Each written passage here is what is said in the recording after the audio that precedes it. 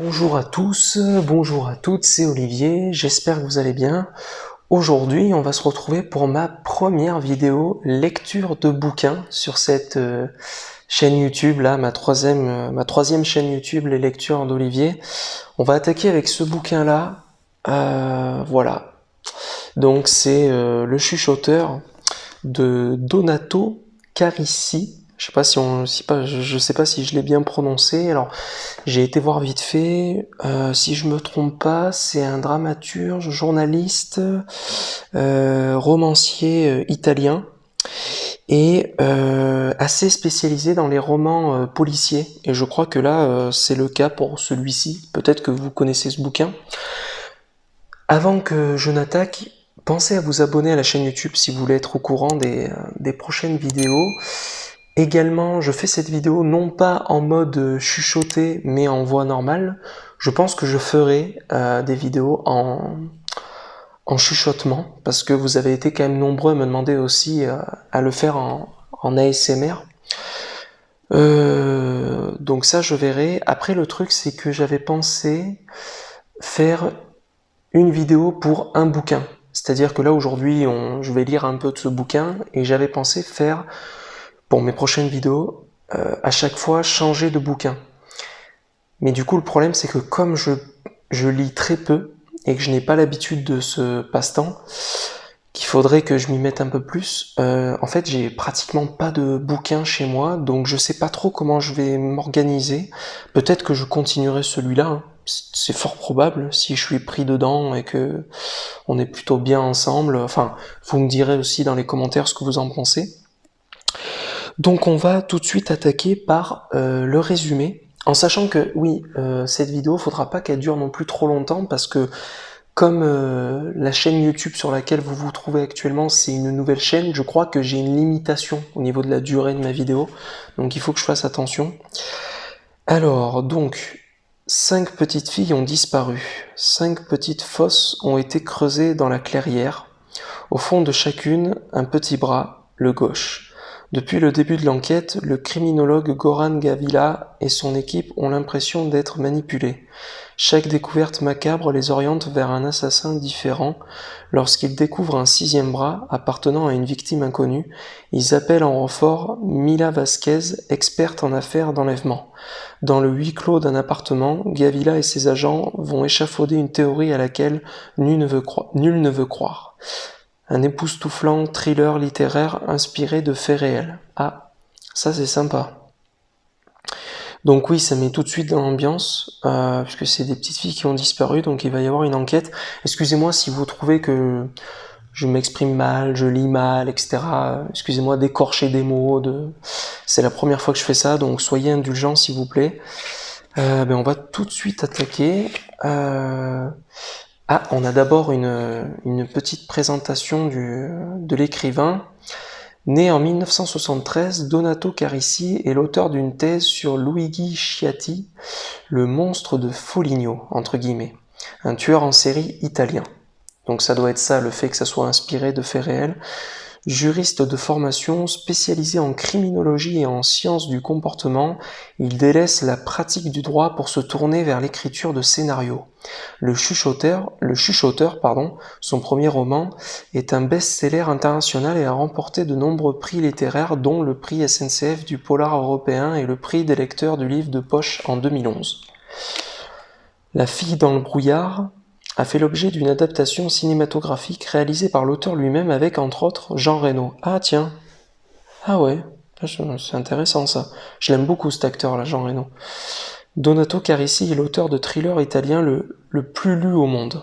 Ah bah tiens. Eh bien écoutez, on va attaquer.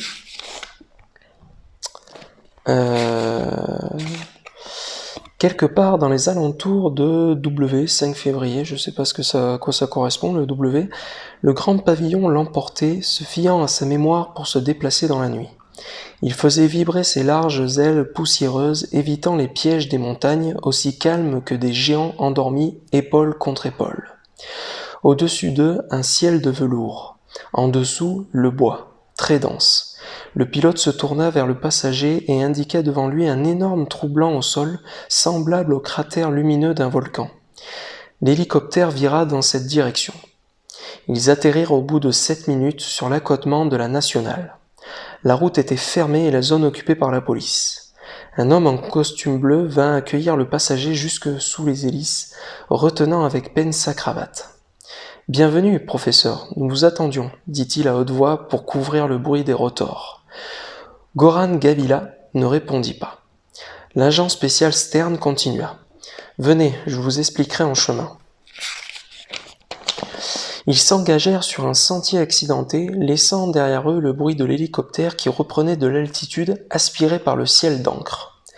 La brume glissait comme un suaire, dévoilant le profil des collines. Autour, les parfums mélangés du bois étaient adoucis par l'humidité de la nuit qui remontait le long des vêtements, glissait froidement sur la peau. Cela n'a pas été simple, je vous assure, il faut que vous voyiez de vos propres yeux. L'agent Stern précédait Goran de quelques pas en se frayant un chemin parmi les arbustes, tout en lui parlant sans le regarder. Tout a commencé ce matin, vers 11 heures. 2 jeunes garçons parcourent le sentier avec leurs chiens, ils entrent dans le bois, escaladent la colline et débouchent dans la clairière. Le chien est un labrador et, vous savez, ils aiment creuser ces chiens-là. Bref, l'animal devient comme fou parce qu'il a flairé quelque chose. Il creuse un trou et voilà qu'apparaît le premier. Goran se concentrait pour le suivre, tandis qu'il s'enfonçait dans la végétation de plus en plus touffue le long de la pente progressivement plus raide. Il remarqua que le pantalon de Stern était légèrement déchiré à la hauteur du genou, signe qu'il avait déjà fait le trajet plusieurs fois cette nuit-là. Évidemment, les jeunes garçons s'enfuient immédiatement et préviennent la police locale, continua l'agent. Ils arrivent, examinent les lieux, les reliefs, ils cherchent des indices. Bref, la routine. Puis, quelqu'un a l'idée de continuer à creuser pour voir s'il y a autre chose. Et voilà que le deuxième apparaît. Là, ils nous ont appelés. On est ici depuis 3 heures du matin. Nous ne savons pas encore combien il y en a. Nous ne savons pas encore combien il y en a là-dessous. Voilà, nous sommes arrivés. Devant eux s'ouvrit une petite clairière éclairée par des projecteurs, la gorge de feu du volcan. Soudain, les parfums du bois s'évanouirent et tous deux furent assaillis par une odeur âcre caractéristique. Goran leva la tête, se laissant envahir, acide phénique. Et il vit un cercle de petites fosses et une trentaine d'hommes en combinaison blanche qui creusaient dans cette lumière halogène et martienne, munis de petites pelles et de pinceaux pour enlever délicatement la terre. Certains passaient l'herbe au crible, d'autres photographiaient et cataloguaient chaque pièce avec soin. Leurs gestes étaient précis, calibrés, hypnotiques, enveloppés dans un silence sacré, violé de temps à autre par les petites explosions des flashs. Goran identifia les agents spéciaux Sarah Rosa et Klaus Boris. Il y avait aussi Roche, l'inspecteur-chef, qui le reconnut et vint tout de suite vers lui à grands pas. Avant qu'il puisse ouvrir la bouche, le professeur le questionna. « Combien ?»« 5. Toutes de 50 centimètres sur 20 et de 50 de profondeur. D'après toi, qu'est-ce qu'on enterre dans des trous comme ça ?» Une chose dans chaque fosse, la même chose. Le criminologue le fixa, interrogateur. La réponse arriva, un bras gauche. Goran regarda les hommes en combinaison blanche qui s'affairaient dans cet absurde cimetière à ciel ouvert. La terre ne rendait que des restes en décomposition, mais l'origine du mal se trouvait avant ce temps suspendu et IRL. « Ce sont elles ?» demanda Goran. Mais cette fois, il connaissait la réponse.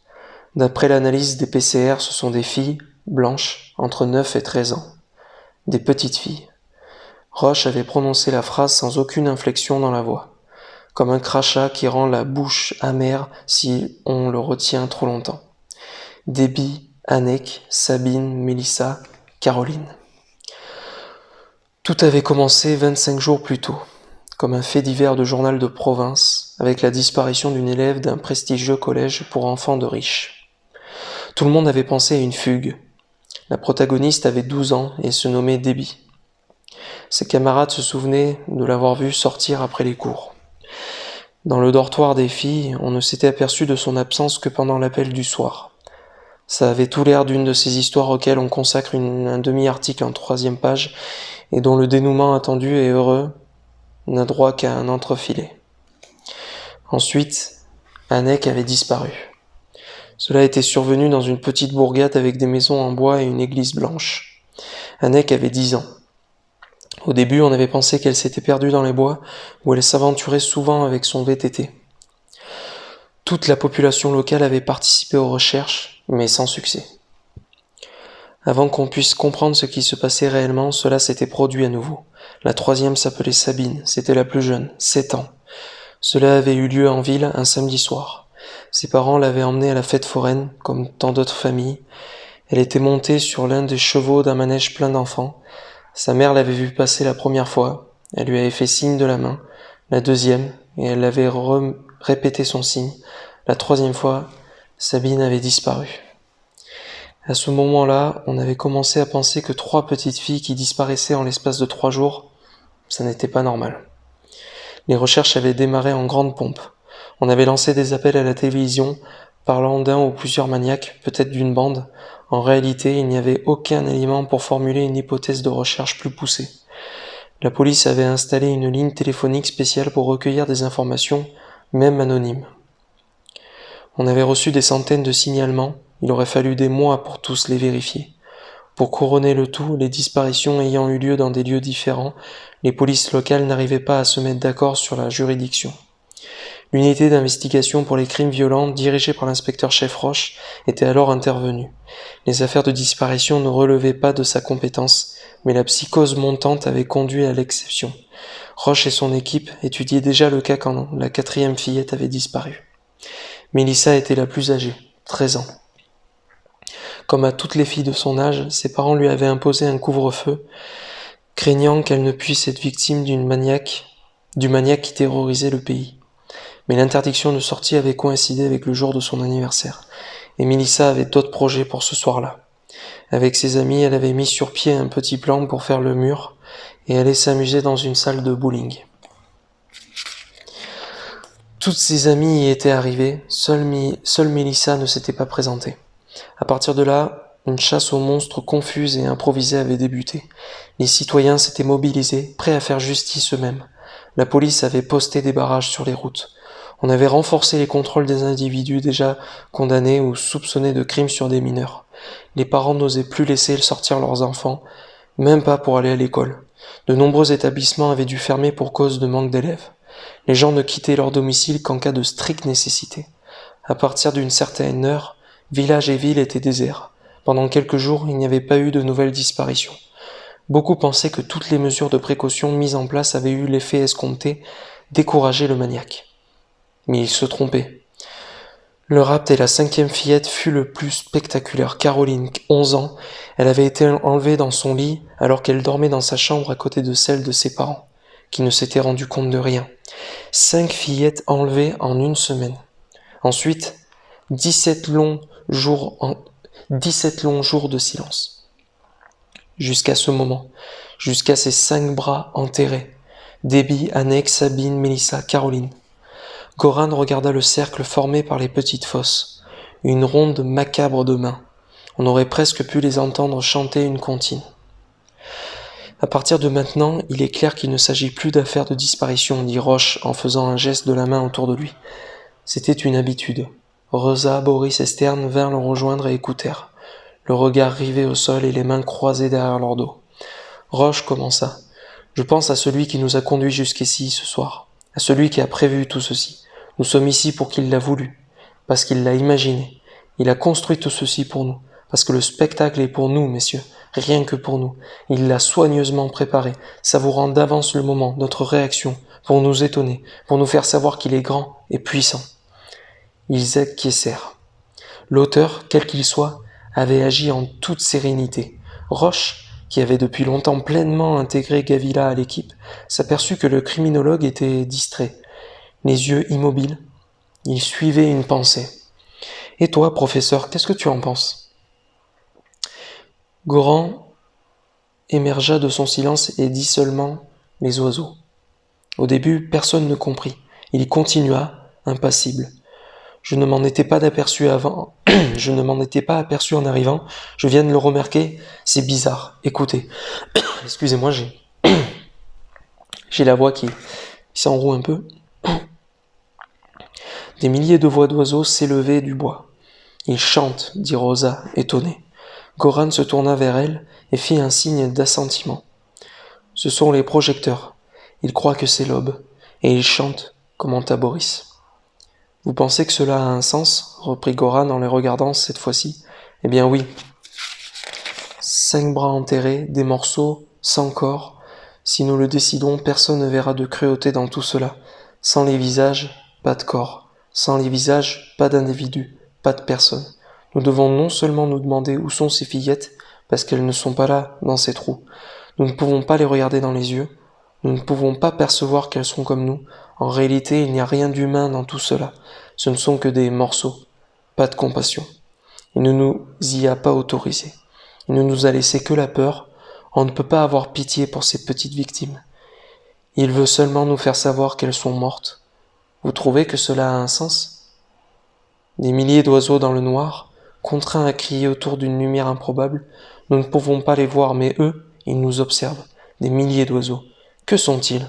C'est simple, mais c'est aussi très illusoire. Et il faut se méfier des illusionnistes. Parfois, le mal nous trompe en revêtant la forme la plus simple des choses. Silence.